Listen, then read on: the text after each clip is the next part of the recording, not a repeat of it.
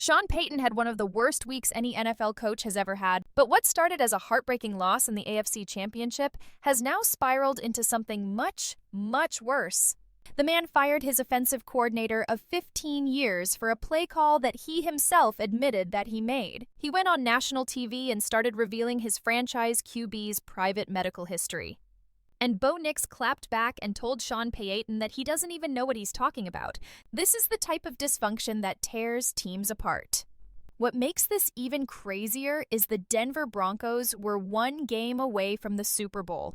They had the #1 seed in the AFC. They had a franchise QB who just broke records in his second season. And now there's smoke everywhere. The way Sean Payton has handled this past week isn't new. This is a pattern. This is who he is. And I'm going to show you exactly how we got here, who taught him to coach this way, and why Bo Nix just became the latest player to push back against him. The story is way deeper than you think. The Denver Broncos were up 7-0 against the New England Patriots in the AFC Championship. If you guys remember, they started out with some momentum. Their defense was absolutely dominant. New England just had one first down in the entire first quarter. The Patriots couldn't move the ball. They couldn't do anything. And then Denver drove down to New England's 14 D-line. It's 4th and 1. This is a 30-1 field goal attempt, basically an extra point. And the Broncos had Will Lutz, one of the most accurate kickers in the league. Now here's where it gets interesting. Sean Payton called a timeout. He had a running play called a play they call nickel duo. It was their best fourth and short run play. But during that timeout, Payton changed his mind. He switched to a bootleg pass, and when Jarrett Stidham rolled out to his right, the Patriots were ready for it. Milton Williams and Corey Duran blew through the line. Stidham got flushed out of the pocket, and the pass to R.J. Harvey fell incomplete. Whenever you're coaching in these games, you have to be aware of all the elements. Whenever you're playing in a game that is set to have a snowstorm during the second half of the game, you need to put as many points on the board as possible, especially if you have one of the best defenses in the NFL, because then you could just ride your defense for the rest of the game when it's nearly impossible to score or even kick a field goal. And as we saw in the AFC Championship game, that was the case for both sides. Sean Payton has been coaching in football games for years. He knew all of this. He knew that points were going to be hard to come by.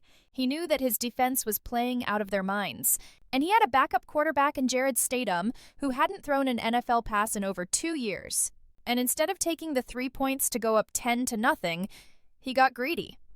After the game, even Sean Payton admitted he messed up. I don't know which is the greater regret. The decision is certainly the play call. I think probably what irks me more is the call more than the decision. He literally admitted that he changed the call during the timeout that he played himself, that the loss was on him. The Broncos lost that game 10-7. They had 32 total yards in the second half, 1 first down after halftime, and they never got back inside the New England 20-yard line for the rest of the game. Those 3 points would have at least tied it. Those 3 points could have been the difference between playing in the Super Bowl and going home. And that's where things got really ugly. Less than 48 hours after that game, less than 48 hours after Sean Payton admitted on camera that he was the one who made the bad call, the Broncos fire their offensive coordinator, Joe Lombardi. Joe Lombardi is a guy who's worked with Sean Payton for 15 years. 12 years in New Orleans, 3 in Denver. He's a guy who was in the coach's booth during games while Sean Payton was the guy calling the plays and talking into Bo Nix's helmet. And he got fired for a play call that Sean Payton himself admitted that he made. Jay Gruden, who used to coach in the NFL, put it perfectly. He wrote, "Damn, Joe Lombardi got fired.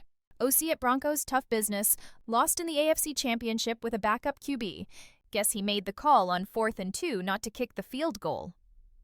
Obviously, Jay Gruden's being sarcastic here because everybody knows that Lombardi didn't make that call. Payton did. When Lombardi was asked about being fired, he told the Denver Gazette, "I think you could tell he was in one of those moods where he felt like some changes need to be made, and I guess he decided one of those was me. So I've been around him long enough to kind of read the tea leaves." When asked if he felt like a scapegoat, Lombardi gave a very classy response. He said, "Well, we made it to the AFC Championship. I don't know why there needs to be a scapegoat, so I'm not sure what I'm being scapegoated for. I thought it was a good season. So, no, I didn't feel like that in any way. I just think he wanted to go in a different direction." This is a team that is still suffering from the cap hit of releasing Russell Wilson. So, the fact that they were able to make it to the AFC Championship with that handicap is so impressive. Jay Gruden wasn't done here, by the way. He said, "I hate the scapegoat part. Denver had a heck of a year. They overachieved, and it came down to a backup quarterback and a fourth and one call that should have been a field goal. It sure seems like scapegoat to me from the outside looking in. And then he dropped the hammer. Sean is the one with the play sheet.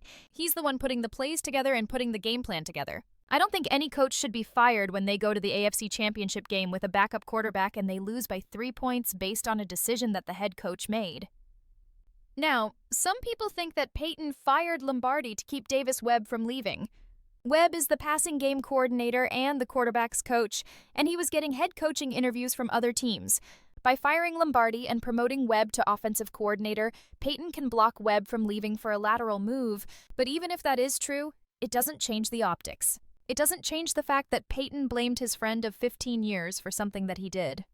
But firing Joe Lombardi wasn't even the worst thing that Sean Payton did this week. Not even close, because what he did next might be even more damaging to his relationship with the most important player on his roster, and it does show you that this man is legitimately losing his mind. At his end of the season press conference, Sean Payton started talking about Bo Nix' injury. And he didn't just talk about the current injury, he started revealing Bo Nix' entire medical history. He said, what was found though, what was a condition that was like predisposed and it wasn't a matter of if, it was a matter of when. Think about what he just said. He's basically telling the world that his franchise quarterback has bad ankles, that his injury was inevitable, that Bo Nix was a ticking time bomb waiting to explode. And then he kept going. The doctor operating surgeon said that this was going to happen sooner than later. Now remember, this is the same Sean Payton who, according to his former player Nate Jackson, refused to discuss any player injuries all year. But suddenly when it comes to Bo Nix, he's just sharing every piece of this man's medical history. Nate Jackson said this on social media. A player's injury history and medical details are confidential information. Sean Payton refused to discuss any player injuries all year. Then when Bo Nix gets hurt, all of a sudden he's singing like a canary. It's weird to say the least. Bon, my? And when Payton was asked if he had any concern that Bo Nix has had multiple ankle surgeries, he mentioned that Bo had broken his ankle in high school and at Auburn. He said he had one in high school, and then he said he had one at Auburn, and I said, I didn't realize that. I said, if I'd have known that, I wouldn't have drafted you. But here's the problem. Bo Nix didn't want any of that information shared publicly, and he made that very clear. Hours after Payton's press conference, Bo Nix got on a conference call with reporters, and what he said next was very, very jarring.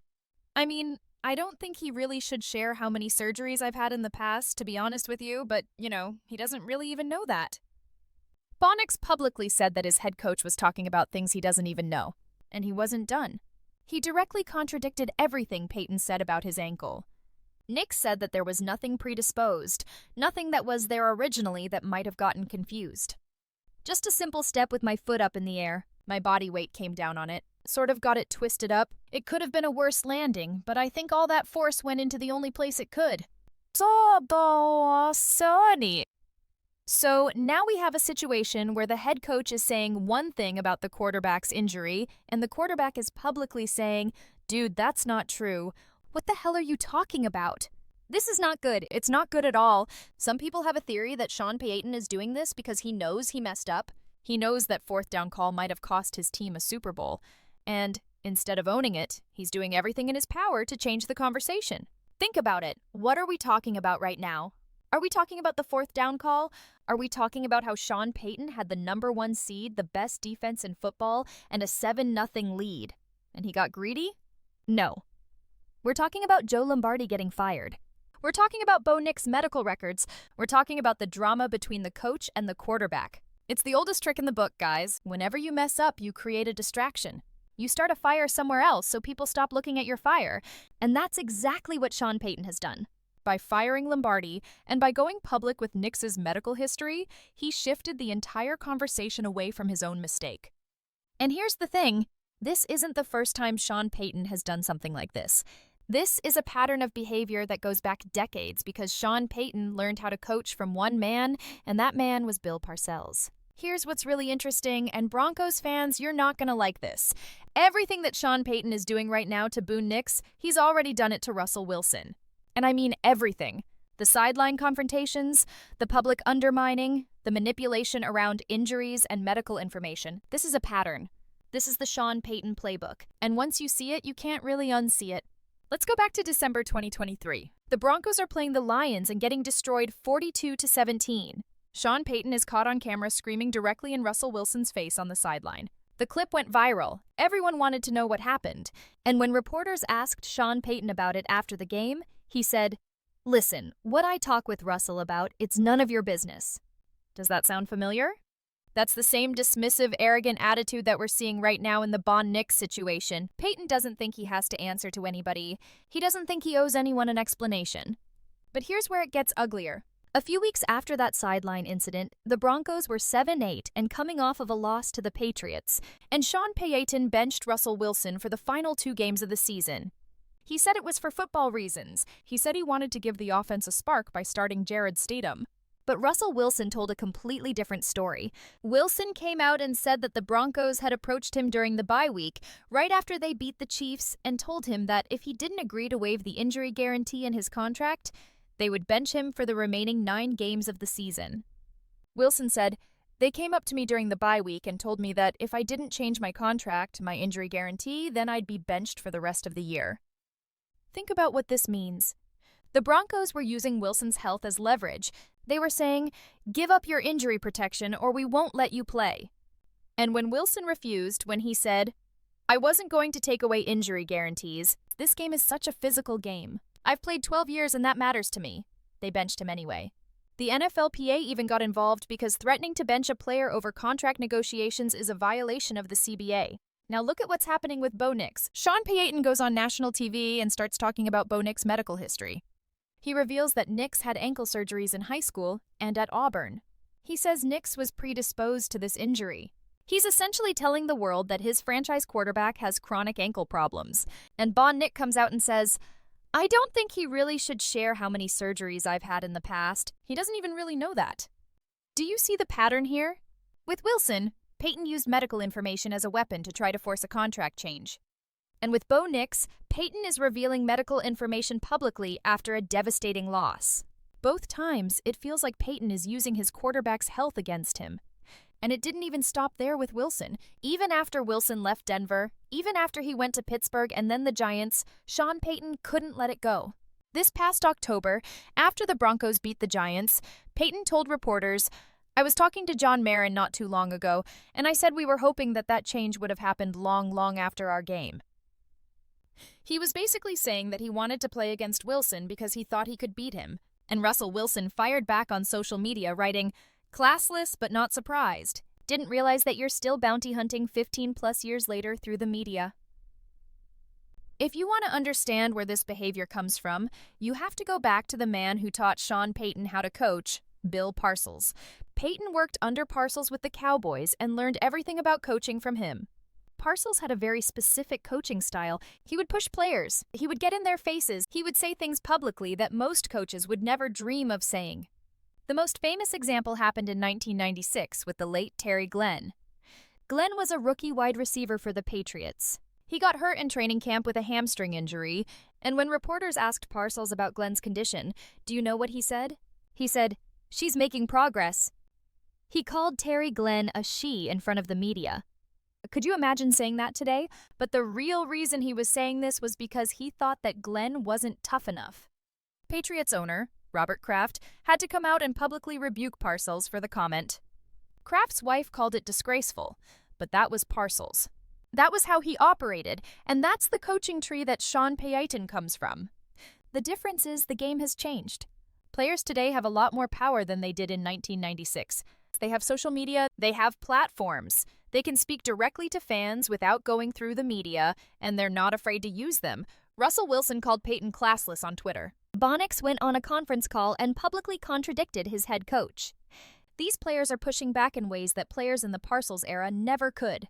According to reports, even as a rookie, Bo Nix showed he wasn't going to let Payton talk to him any kind of way. When Ton tried to get in his face early on, Nix pushed back. He made it clear from day one that he wasn't Russell Wilson. He wasn't going to stand there silently while his coach berated him. And now in his second year, after leading the Broncos to a franchise-tying 14 wins, after setting records left and right, after being the most clutch quarterback in football with 11 game-winning drives in 2 seasons, Bo Nix is definitely not about to let his coach go on national television and reveal his medical history without saying something. He's got the leverage now, he's got the credibility, and he's using it. I personally hope that Sean Payton could just appreciate the greatness that the Denver Broncos achieved this year and stop pointing the blame finger. It's very hard to win a Super Bowl, let alone make it to the Super Bowl, and the Broncos pretty much did it this year with one arm tied behind their back. They clearly have their franchise QB, and I hope that Sean Payton doesn't screw it up. Thanks for watching.